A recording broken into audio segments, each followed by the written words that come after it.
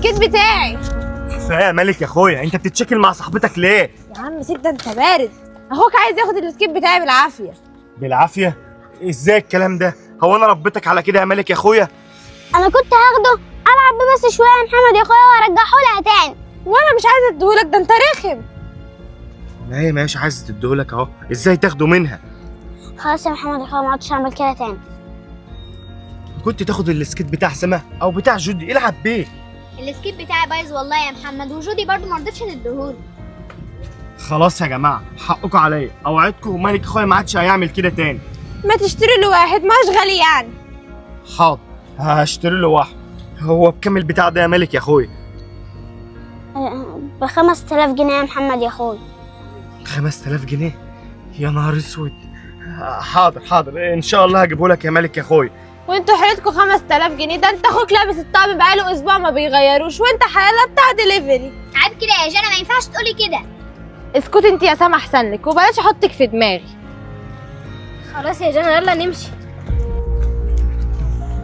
ما تزعلش يا محمد من الكلام اللي جانا قالته، ما تزعلش يا مالك، انا همشي انا بقى. انا اسف يا محمد يا اخويا، ما عدتش هعمل كده تاني. مفيش حاجه يا مالك يا اخويا، مفيش حاجه.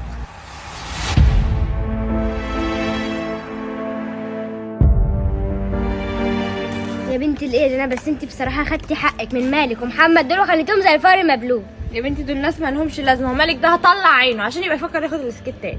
بس انت يا جنى بصراحه خدتي حقك منه لما هزقتيه دلوقتي. لا عيب عليك يا جوي، ده انا عاجبك ودمياطيه ومحدش يقدر عليا. انت ازاي تكلمي محمد كده؟ على فكره عيب ده اكبر مني. وانت مالك انت يا سما، مالك محموقه له كده ليه؟ استني بس كده يا جودي، مالك يا سام عايزه ايه؟ انت حركتي محمد قدامنا وحركتيه قدام اخوه. بقولك ايه يا حبيبتي، فوقي لنفسك كده وانت بتتكلمي معايا ماشي؟ يا بنت بتاع الخضار. وماله بتاع الخضار؟ انا اتشرف فيه باي حته وجزمته فوق دماغي. ماشي يا بنت بتاع الخضار. انا همشي انا عشان ما استنضفش اصلا ان انا اقف معاكم. يا بنت الايه يا جنى.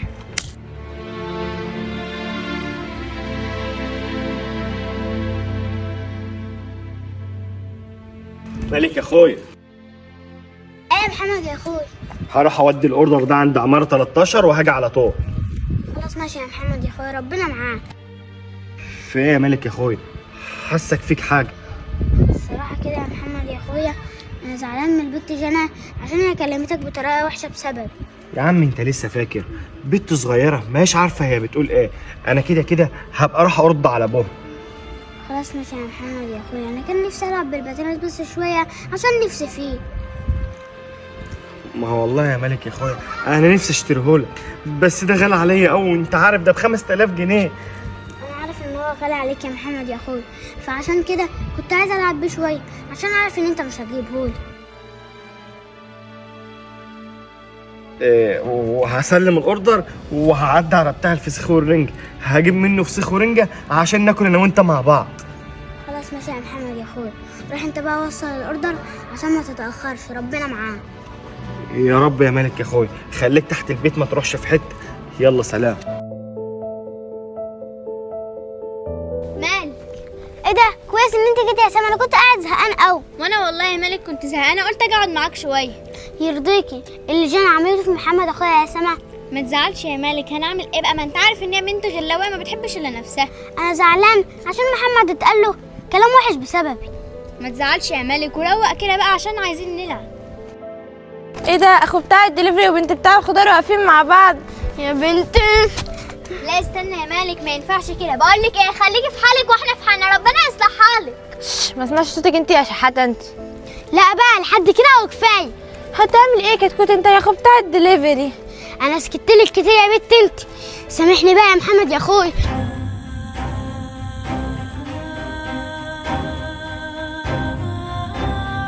خلاص ماشي يا حبيبتي، هروح اجيب لك الرز على طول اهو. طب سلام دلوقتي يا حبيبتي. هي يا بنت يا جنى، مين اللي عامل في وشك كده؟ واحد اسمه مالك يا بابا ضربني وعور وشي. طب هو ضربك وعورك ليه يا حبيبتي؟ ومين الواد ده؟ انا كنت ماشيه بالسكيت وهو زقني ووقعت. ده انت يوم ابوك اسود النهارده انت واهلك.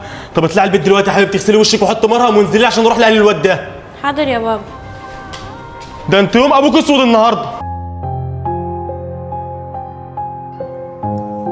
غلط برضه يا مالك، المفروض ما كنتش تمد ايدك عليها. انا كنت متضايق منها فعشان كده ضربتها. ربنا يستر بقى ومحمد اخوك ما يعرفش. محمد اخوك لو عارف ان انت مديت ايدك على حد ممكن يولع فيك ويحبسك في البيت. مش مهم يحبسني في البيت، المهم ان انا اخدت حقي منها. ربنا يستر ما تروحش تقول لابوها، ابوها لو عارف هيروح يعمل شكل جامد قوي مع محمد. هي ممكن تروح تقول لابوها؟ ده اكيد يعني، ابوها ده صعب قوي، هيروح يعمل مشكله مع محمد. يا نهار اسود، محمد اخويا مش ناقص، هعمل ايه بس دلوقتي يا رب؟ قلت لك يا مالك ما تمدش ايدك عليها، انت برضو رحت مديت ايدك عليها، انت اللي غلطان. طب هنعمل ايه دلوقتي يا سما؟ هنعمل ايه بقى يا مالك؟ العمل عمل ربنا. بص انا هفضل معاك لحد ما محمد يجي، عشان انا بقيت خايفه اسيبك لوحدك وبعد كده هبقى امشي.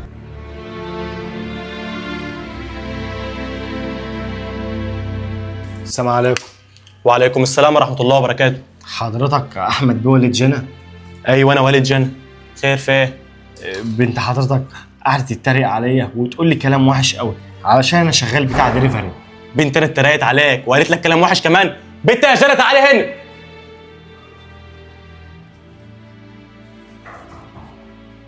نعم يا بابا. انت اتريقت على الراجل ده وقلت له كلام وحش؟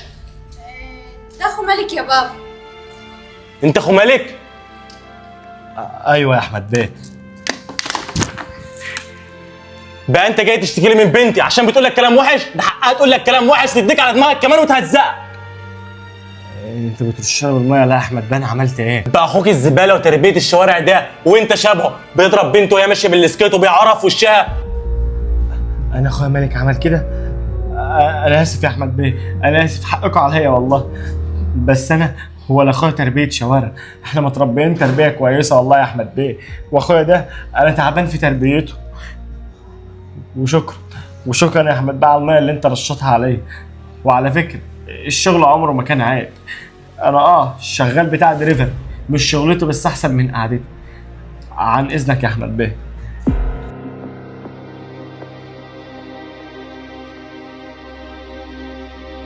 ايه يا جنى جايباني ليه عماله وشي كده؟ يا بنتي بابا مسك محمد واداله علقه موت وكب عليه ميه، بقى واقف شبه الكلب المبلول كده مش عارف يعمل حاجه. وايه اللي ودى محمد عند باباكي يا جنى؟ محمد كان مفكر نفسه ذكي ورايح يشتكي لبابا مني على اللي انا عملته فيه الصبح، بس انا رحت وسبقته وقلت لبابا ان مالك ضربني. ايه ده يا جنى، هو مالك ضربك؟ ايوه يا بنتي يا جودي، مالك ضربني الصبح وخلى وشي كان وارم. والله محمد ده يستاهل كل اللي باباك عمله فيه، ده الناس ما عندهاش دم. بس انا بقى مبسوطه ومستنيه اشوف مالك ده، هدوسه تحت رجلي. الصبر جميل، ما تستعجليش يا ابو الصحاب. صح يا ابو الصحاب.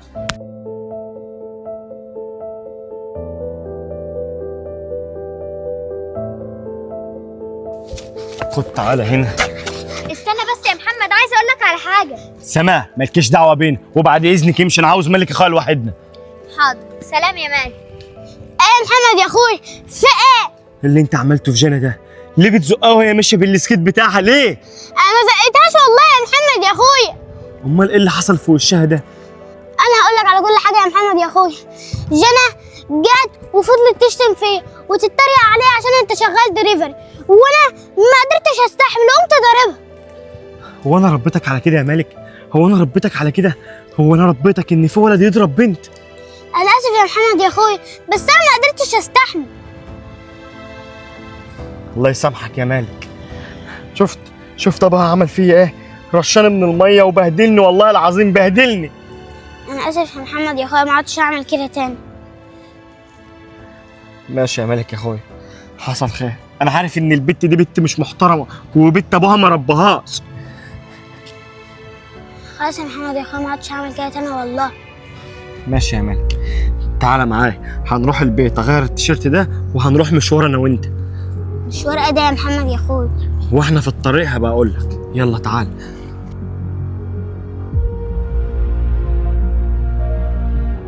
ايوه يا كابتن زيزو، ايوه انا هلزق الورق المسابقه في كل مكان.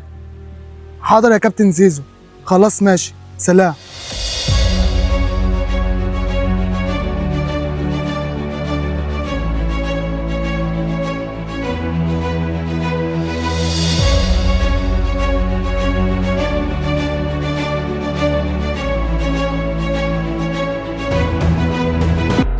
يلا يا ملوك، هجيب الحاجه من الراجل وهاجي على طول، خليك مستنيني هنا. حاضر يا محمد يا اخويا.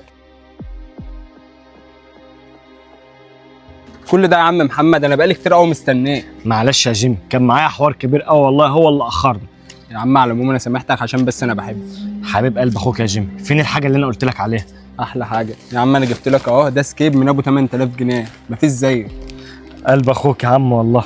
زي ما قلت لك بقى يا جيمي، انا هاخده منك بالتقسيط، كل شهر هجيب لك 500 جنيه. بس امانه عليك ما تتاخرش عليا في موضوع القسط ده، عشان انت عارف ان الراجل بيتضايق. حاضر والله يا جيمي، مش هتاخر عليك والله، كل شهر هجيب لك ال 500 جنيه. خلاص يا عم روح فرح ملك اخوك وانا هروح انا. خلاص ماشي يا قلب اخوك، يلا عاوز سلام. حاجه؟ حبيب قلبي. مالك يا اخويا؟ يا محمد يا اخويا اتاخرت كده ليه؟ معلش بقى، يلا غمض عينك، عامل لك مفاجاه. يا محمد يا اخويا تفتكر انا جايب لك ايه يا مالك يا اخويا؟ فسيخ ورنجة عشان نتغدى مع بعض يا محمد يا اخويا. صح يا مالك يا اخويا، فتح. الله، انت جبت لي السكيت اللي انا نفسي فيها يا محمد يا اخويا، انت احسن اخ في الدنيا. ابسط يا عم، عشان ايه؟ انا مش حارمك من اي حاجه، انا عينيا ليه. انت احسن اخ في الدنيا يا محمد يا اخويا. يلا يا عم تعالى البسه بقى ووريني المهارات بتاعتك، يلا ماشي. بينا.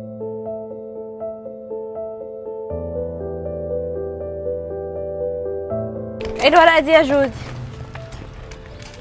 دي ورقه مسابقه السكيت بتاعت كل سنه. انا عن نفسي جاهزه. وانا كمان فيها 10000 جنيه وميداليه دهب وكاس دهب كمان. طب يلا يا جو نقدم اسامينا في المسابقه. يلا بينا. الو، كنت عايزه اقدم في مسابقه السكيت.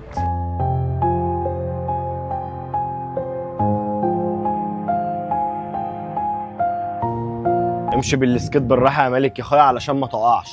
عيب عليك يا محمد يا اخويا، ده انا سواق فيه. سواق؟ ماشي يا عم السواق، امشي برضو بالراحه. حاضر. ايه ده؟ ايه الورقه دي؟ تعال كده شوف الورقه دي يا محمد يا اخويا. ورت ايدي يلا يا مالك.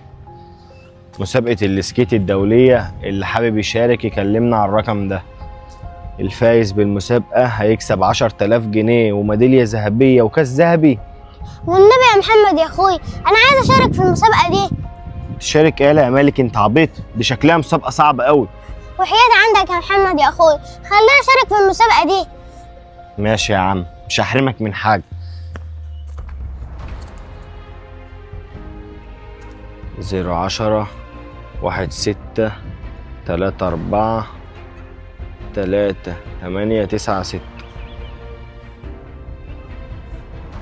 الو، بقول لحضرتك معلش، انا كنت عاوز اقدم لاخويا مالك في مسابقه السكيت اللي انتوا عاملينها. ايوه اسمه مالك جب.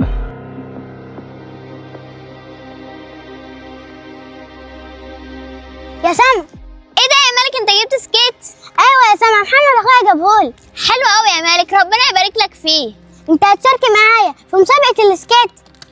مسابقه ايه دي يا مالك؟ خد شوف الورقه دي وانت هتعرفها. انا عارفه المسابقه دي بتيجي كل سنه يا مالك. ايوه يلا الحقي اتصلي بيهم عشان تشاركي معايا.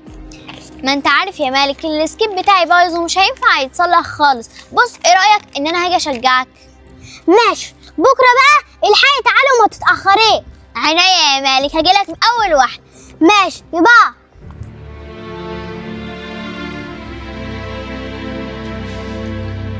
فايه يا جيمي؟ كلمتني اجيلك لا كده، فايه قلقتني. هات يا محمد السكيت، صاحب المحل مش راضي يخلينا نطلع اي حاجه قسط. ازاي يعني؟ ازاي مش عايزك تطلع حاجه بالاقساط؟ هو كلام عيال ولا ايه؟ والله انا اول ما رحت له قام قال لي هات السكيت اللي انا اديته لك وطلعته، وقال لي ان هو مش عايز يطلع اي حاجه بالقسط، وقال لي لو انت ما جبتليش السكيت النهارده انا هشهدك. لا اله الا الله يا رب. انا كده لو خدته من مالك اخويا انا هكسر فرحته يا جيمي. طب والعمل ايه يا محمد؟ انا مش عارف. استغفر الله العظيم يا رب. طب بص يا جيمي، بص انا ان شاء الله هتصرف في الفلوس واجيبها لك بكره، ولو ما جبتلكش الفلوس هجيب لك السكيت، بس عشان خاطر سيبه لحد بكره بس معلش. ماشي يا محمد، انا هروح سكت صاحب المحل، بس امان عليك ما تتاخرش عليا. حاضر يا جيمي، حاضر والله مش هتاخر عليك. سلام انا يا محمد. اعمل ايه بس يا رب؟ انا هسيب مالك اخويا يلعب المسابقه بتاعته بكره، ولما يخسر هبقى اخد منه السكيت وارجعه للراجل.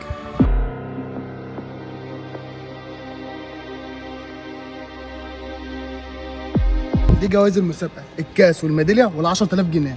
طب في ايه يا كابتن اوكا، مفيش غيرنا في المسابقه ولا ايه؟ لا، في حد لسه جاي وزميلته جاي دلوقتي. احنا جينا اهو كابتن اوكا. ايه ده؟ مالك وسامة هما اللي معانا في المسابقه؟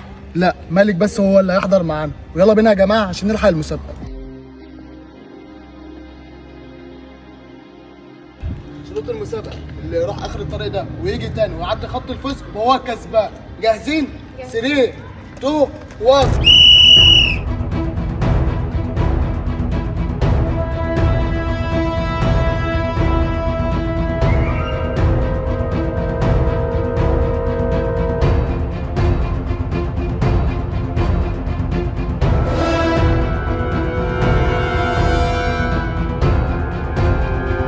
يا رجلي مش قادرة اكمل، انا هنسحب.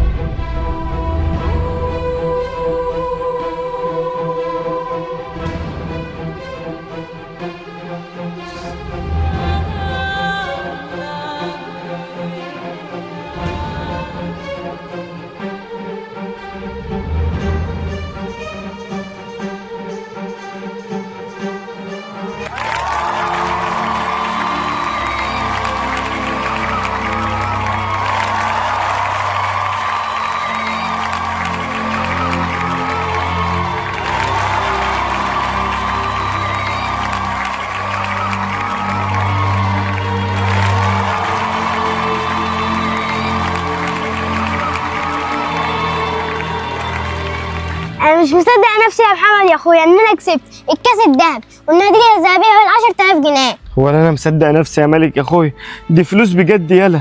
بس انت عارف ايه احسن حاجه يا محمد يا اخويا؟ ان انا كسبت البت شنى ديت هي وصاحبتها عشان كانوا شايفين نفسهم قوي. جدع يالا يا مالك، انا مبسوط منك، الله عليك. يلا بينا بقى يا محمد يا اخويا عشان نروح نروق على نفسنا بالفلوس دي. بص يا مالك يا اخويا، انا عاوز اقول لك على حاجه بس ما تزعلش مني. فاهم محمد يا اخويا؟ اللي حصل ايه؟ انا السكيت اللي انا جايبه لك ده جايبه لك بالتقسيط، وصاحب المحل اجالي امبارح وكان عاوز ياخد السكيت تاني عشان ما هوش عاوز يخرج حاجه بالتقسيط تاني، فانا قلت له يستحملنا لحد ما نعدي المسابقه دي، بس لو انت كنت خسرت كنت هاخد منك السكيت وهرجعه له، بس انت دلوقتي كسبت ومعانا فلوس، فانا كنت عاوز احاسب على السكيت من الفلوس دي. خلاص ماشي يا محمد يا اخويا، حاسب على السكيت من الفلوس دي، كده كده الفلوس دي كلها بتاعتك، بس انت ليه ما قلتليش على الموضوع ده من الاول؟ انا ما رضيتش اقول لك يا مالك يا اخويا علشان ما تتضايقش واكسر فرحتك قبل ما تخش المسابقه. ربنا يخليك ليا يا محمد يا اخويا. ويخليك ليا يا مالك يا اخويا. يلا بينا بقى. يلا بينا. يلا يا عم.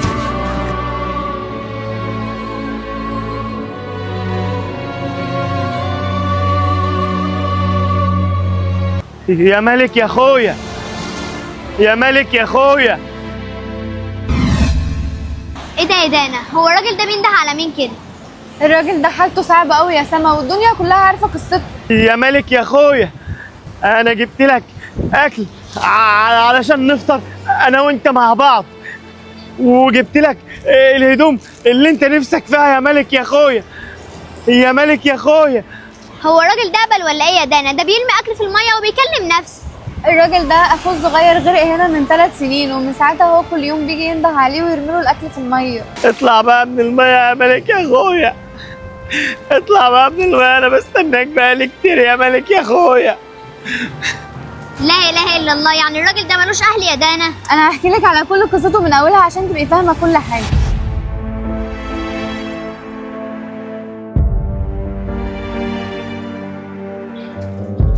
محمد يا اخويا، في يا مالك مالك؟ هو احنا هنروح نصيف امتى يا محمد يا اخويا؟ انا نفسي اروح البحر. يا عم هوديك والله كل الاماكن اللي انت نفسك فيها، هوديك البحر، بس استنى عليا بس الايام دي لان احنا في مشاكل كتيره قوي.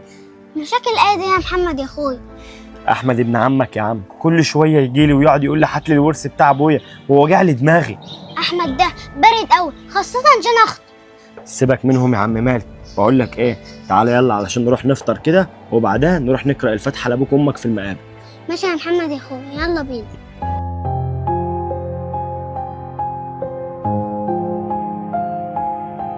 بنت يا جنى، في ايه يا احمد؟ محمد ابن عمك ما جاش سأل عليا ولا ايه؟ لا محدش جه سأل عليك، هو في حاجه ولا ايه؟ كده يا محمد ماشي، وربنا لو اوريك. هو عمل فيك ايه الزفت ده؟ اكل ورث ابونا وابوه كانوا شركاء في محل مجمرات، هو اكل مني كل الورث ومش راضي يدينا ولا جنيه. هو ايه ده؟ ان شاء الله ما تسيبش حقك. ماشي يا محمد، وحياة امك ما انا سايبك وهكسر عظم وشك. طب هو ليه ده ما رضاش يدي الورث لولاد عمه؟ يا بنتي عشان ابن عمه ده بيتاجر في المخدرات وفي الشغل الشمال. ده شكل حكايته حكايه. كملي يا دانا. طبعا يا بنتي محمد ما رضيش يدي الفلوس لابن عمه عشان ابن عمه كان موصي انه يحافظ على امواله، فهو لو كان ادى الفلوس لابن عمه كان هيضيع كل تعبه. الله يرحمك يابا، الله يرحمك ياما، ربنا يرحمك يا عمي. هم كلهم مدفونين هنا يا محمد يا اخويا؟ ايوه يا مالك يا حبيبي، كلهم مدفونين هنا. يلا بقى عشان نقرا لهم الفاتحه علشان نمشي. ماما وبابا وعشان قوي يا محمد يا اخويا، ونفسي اشوفهم. ربنا يرحمهم يا مالك يا اخويا، ادعوا لهم بالرحمه، ما يغلاش على اللي خلقهم. يلا بقى عشان نقرا لهم الفاتحه. ماشي يا محمد يا اخويا.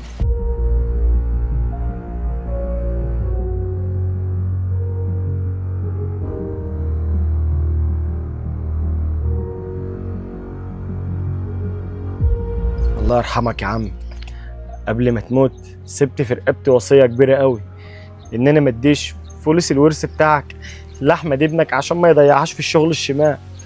بس انا والله العظيم مانيش قادر على احمد ابنك خالص. احمد ابنك انا بقيت اخاف منه. ان شاء الله احمد يهدى ويبطل الشغلانه الشمال دي. يا رب يا مالك يا اخويا يا رب. يلا يا عم عشان نروح نفتح المحل بتاعنا. ماشي يا محمد يا اخويا. مع السلامه يا ماما. مع السلامه يا بابا.